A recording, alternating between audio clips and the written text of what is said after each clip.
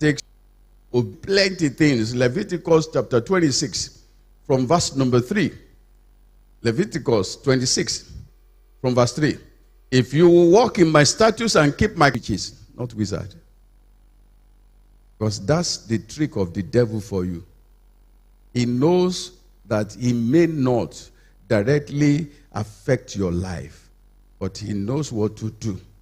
He can make you to disobey your God. Don't mingle with their women. Don't do this, don't do that. When Balaam could not curse them, he had Balaam's theory. Release your women into their midst. Let them mix with them. Let them have things to do with them. Then their God will be angry again. He couldn't curse them, but he can make them do things that will make their God to be angry. So whenever he can do anything. He can do anything. The same thing, if you will obey him, he has obedience made Saul to reach where he will wear the crown. It was disobedience that took the crown away from him. He obeyed his father. He went to look for the donkey, knowing that it was not the donkey he would get. He got the crown to be the first king of Israel. But when God told him, kill everybody, he went, killed people, but preserved the king, and then some choice, he brought them. And Samuel said, what is this noise about? Something is crying. And it might be what you think will not cry. But some children, they know how to cry.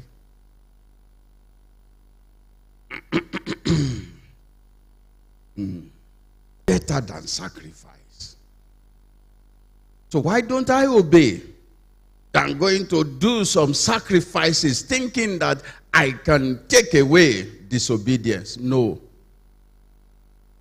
Obedience gave him the crown. It was disobedience that removed the crown from him. You want to go high in life, be obedient, and then do what? Humble yourself. Humble yourself. Don't let anybody pray that God should humble. Oh God, humble my husband. Don't pray that prayer, because the part of the punishment you go chop.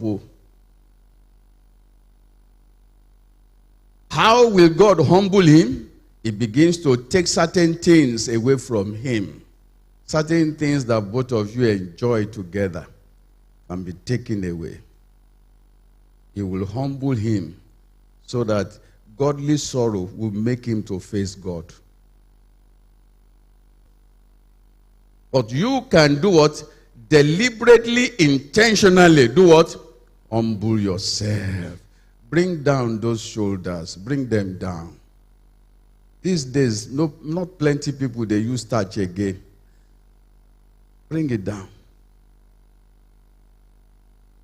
How can you be in a dress as if you are wearing parachute? Maybe that's what makes you to also be like your dress. Everyone that must be promoted in life must know how to start and finish. He saw the magnitude of the problem, but he decided that I have come, I must finish this. And that's why the Bible says he obeyed even when he knew that it was a deadly obedience. He knew that this thing would take my life. Boys like to do them. If it doesn't involve death, they know they do. Involve death, they know they do. Because if they don't die, they know it will be great honor.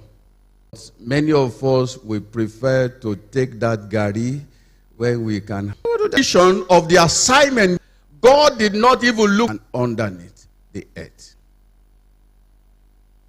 He obeyed, he humbled, and then he completed the job. He completed the job. It was gruesome, but he did it.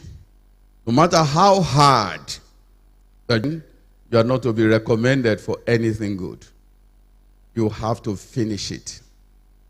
They don't want to hear that there is storm. The question they will ask you, did you bring the sheep home? Nobody. The hand of God is a place of exaltation. The right hand of God is a place of power, is a place of life. The right hand of God. Hebrews chapter 2, faith. If he says you should look unto him, means that he should be your mentor, means that you should learn of him, means that look at what he's doing, so that you also will copy it. He said, looking unto Jesus. In the shame, he didn't look at the people that they say, oh, look at you. But you, in your own case, you are. I mean, then they talk. Then they laugh now. I mean, then they laugh. What do you do when then they laugh? If anybody take cognizance of you that you are passing by them, that means you are important. You should go and celebrate. He said, he saw the shame, but he despised the shame. And he sat down where? At the right hand of the throne of God. When you are the right hand at the throne of God, you know that you have power. You know that you have been exalted. You know that you can speak what, do that thing well and finish it well. Nobody recognizes you. Paul finished his race. 2 Timothy chapter 4, 7 and 8. He finished. And that's why he said, there's a crown waiting for me. He said, I have fought a good fight. Nothing good comes easy. You need to fight for it. Are you a footballer and they bench you this time and you are crying, I'm going to another club? They will still bench you there. Fight for your place. He said, I have fought a good fight. I have